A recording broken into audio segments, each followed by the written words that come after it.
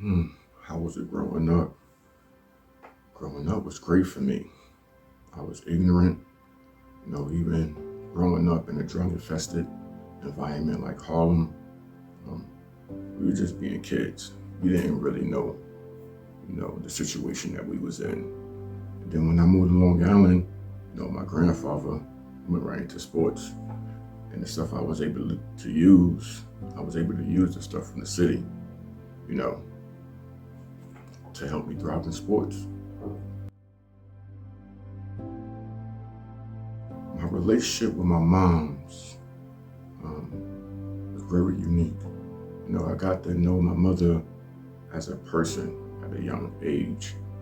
And I believe that was definitely due to timing from me not really knowing her as a drug addict to me knowing her as a recovering drug addict. So we was best friends, man. I confided to my mother with everything. She did the same. You know, she admired me. I didn't really want to look at it like that, only because I was a son. I'm actually just saying that because I'm a son. But in actuality, she really did. And I think the most pressure she ever put on me, but she knew I could take it, was when she was gonna say, when she said that I was gonna be the man that my father should have been. And it was a lot, you know. My mother don't put things out there unless, she got a reason for doing it. So I think that drive and believing that's what she wanted from me, it was pressure I needed. And to say that is a huge compliment because all the talent that my father had. So for her to say that, man, it was an honor, and I pray that I'm living up to it. I believe I am, and I pray she happy. Man, dealing with death, man.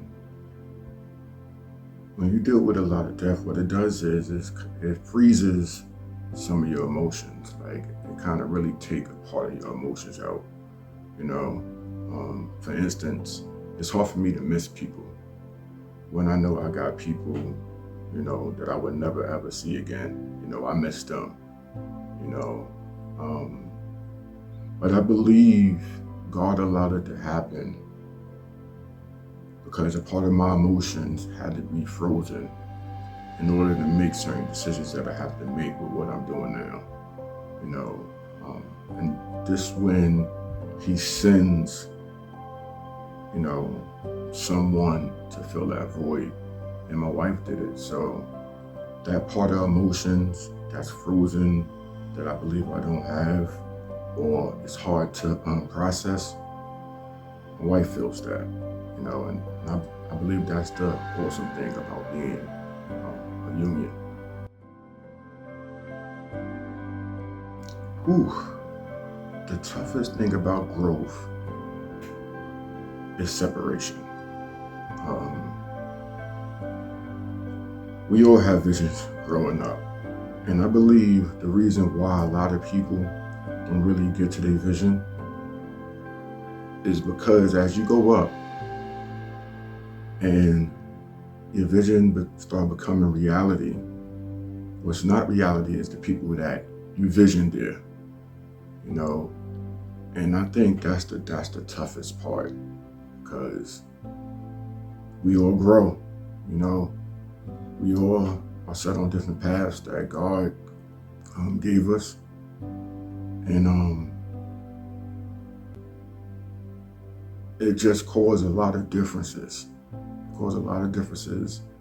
And the compatibility is just not there like it was. Not saying that there's not any, but the compatibility is just not there.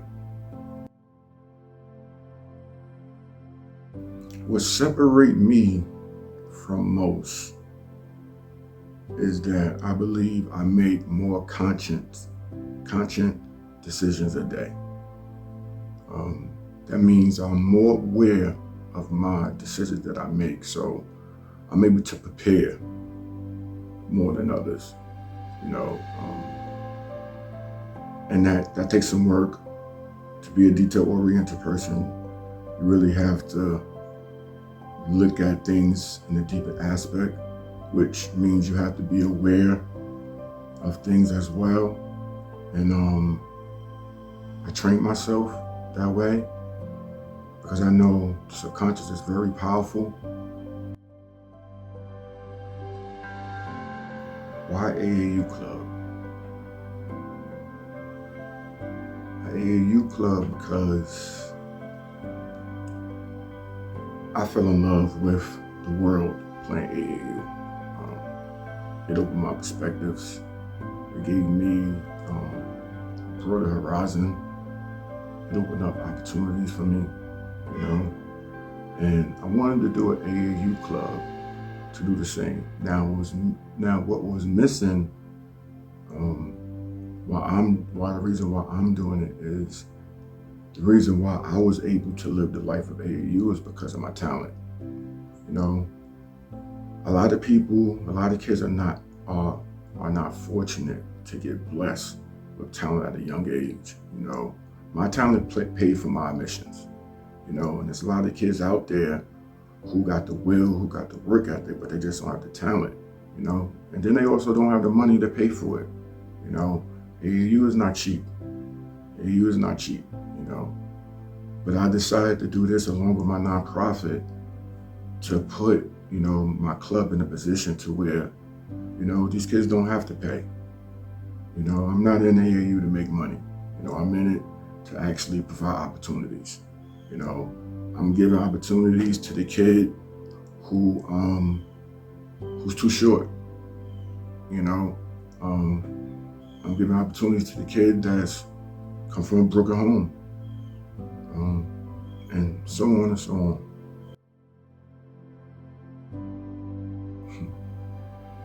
The toughest thing about me is my experiences. When you experience some things, you know stuff. That means you see more. You know, you see him more than most, which cause a disconnect. Because a lot of people wouldn't know what you're talking about if they haven't saw it or if they haven't been through it. You know, so the toughest thing about me is finding people that's compatible. Like people, God-driven people, and it's tough. It's tough. You know, we're dealing in a world where attention is everything. You know, so it's hard to really see who people are. You know, and a lot of times you don't really see who they are until it's too late. You know, so I think that's the toughest thing about being me. Sometimes you feel lonely. If I could say anything, I think the toughest part, you know, but the reward is awesome. And God really gave me everything that I need, you know, when I do feel lonely.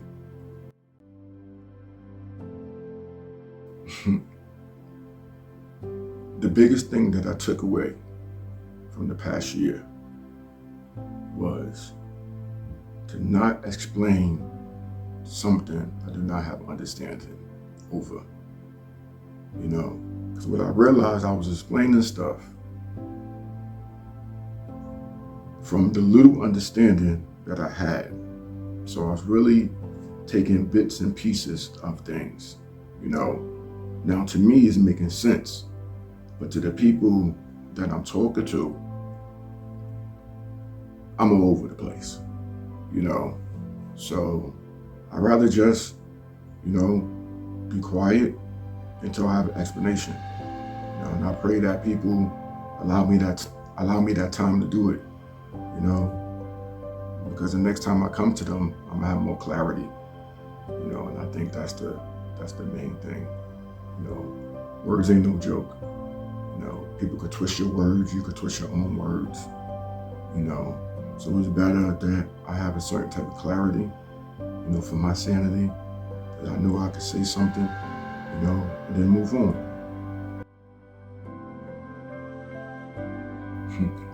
Something people don't know about me is that I'm big on dance movies. Like, I love dance movies.